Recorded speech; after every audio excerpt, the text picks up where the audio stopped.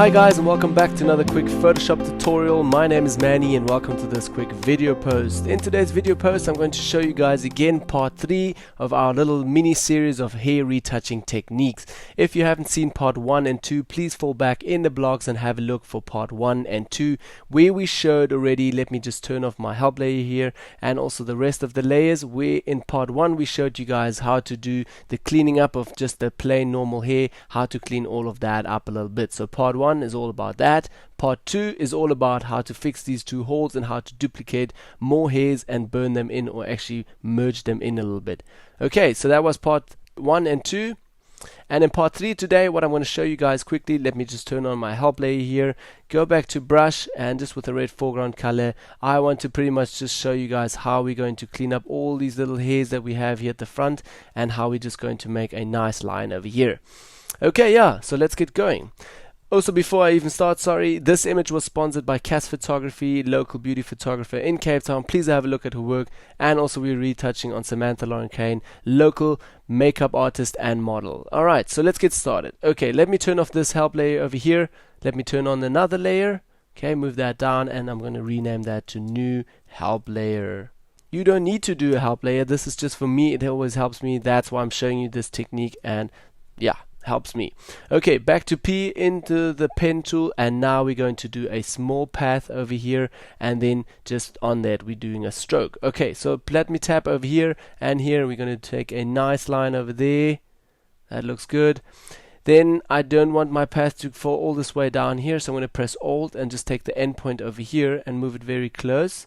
Okay, and take my next path over here and just very simple small stroke over there. That looks okay. Okay, done like that. Going to press right click now and go all the way down to stroke path. Then stroke path menu here, we're going to say set it to pencil and simulate pressure. Yes, okay, that. And then escape, escape, escape. So we're out of pen tool again. Now we've created on a new help layer here. We've created a nice shape, and now we can actually move this a little bit around. So go back to your move tool.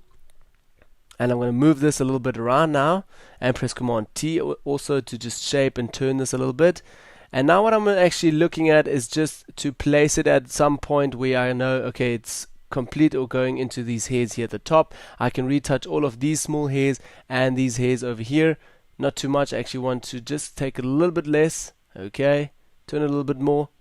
Okay, so now I know if I blend it in and out, I can basically see, okay, I have to retouch all of this small stuff here. So we get a nice flow in here. Maybe also a little bit up. Take your cursors and just move this. You have to play a little bit with this and move it until you get it right. Okay, then last step, last week what I showed you guys is basically we had here just a little bit of blurring. So at the moment it's still a little bit messy here. So what I want to do is press Command J and just put that together in a group and just rename our all day here to say hair blur or something like that. Yeah, hair blur is, it's good for me. Okay, just put that in the right spelling there. Sorry.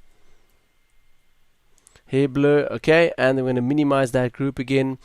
And now on this last hair blur layer again, or group, select that, and now we're going to do the master shortcut again, Command Alt Shift E, and now we've got our new layer, which is like our second stage. I would call it the second stage. I'm just going to write the new layer, so I know, okay, that was our new layer again. Okay, and now basically we're going to just retouch on this new layer. Back with J into your healing tool. And here at the top I want to set everything to normal, pretty much the blending options. I want to my source should be sampled. Then current layer, not all layers, for now current layer, because I want my help layer to be on. So select your new layer again, and now we're going to zoom in very closely. And now pretty much like I showed you guys in the last tutorials, I'm just going to sample from a very close area again, and just over here paint all of that, or actually heal all of these hairs that are pointing out. So let me do this quickly, and I'm also going to fast forward the video again because we don't have too much time to show you guys this stuff.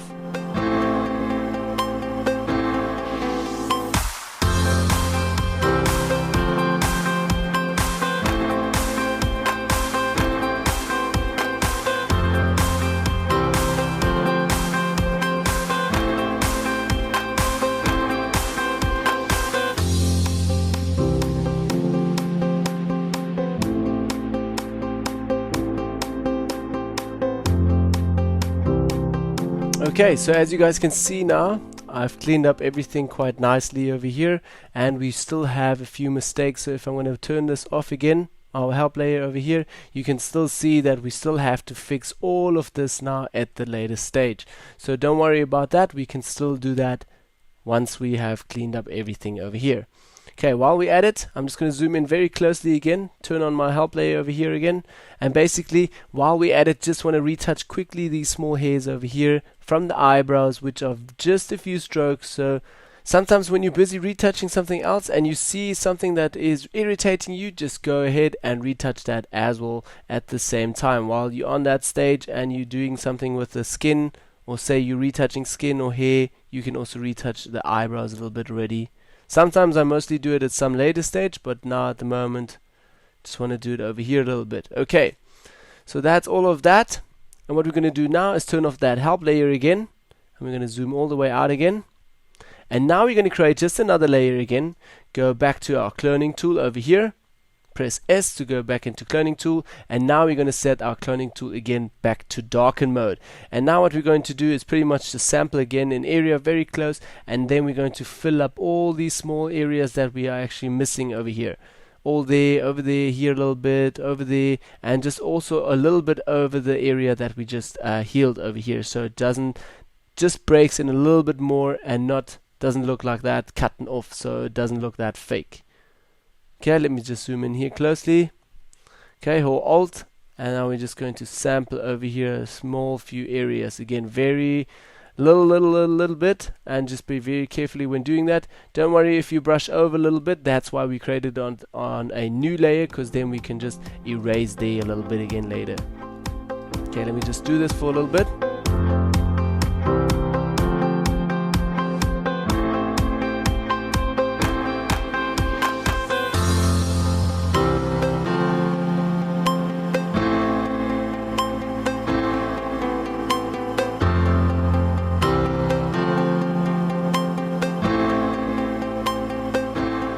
Okay, let me zoom out here a little bit again, and we still need to do that a little bit more over here in the middle, a little bit more. Okay, press over here, sample an area again, just going to zoom out a little bit again, sample an area very close, and now I'm just going to paint and paint and paint. Strike, strike, strike, all of those little bit strikes in. Don't forget, at the moment we are sampling quite a lot, and we are stealing a lot of patterns, and also striking in very sharp edges of very sharp hairs here. So at some later stage we have to blur that a little bit again, because obviously everything was a little bit blurred over here. This is the nice part over here. Everything is very sharp, so it's very easy doing it over here. Over here is a little bit more difficult.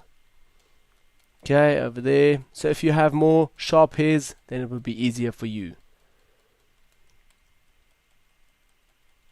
Okay, and my brush is also very small, so I'm going to make it a bit bigger. Just brush over here a little bit. Okay, and brush that in a little bit. I'm actually going to take my opacity down now a little bit, say to 50%, round about 50%, and just brush that in a little bit. Break all of these big flows in here. This is just because it's unsharp, that's why I'm doing it over here. If it's not unsharp, you can't do this, what I'm doing now at the moment with the opacity down. You will have to paint at 100 opacity, otherwise everything gets blurry.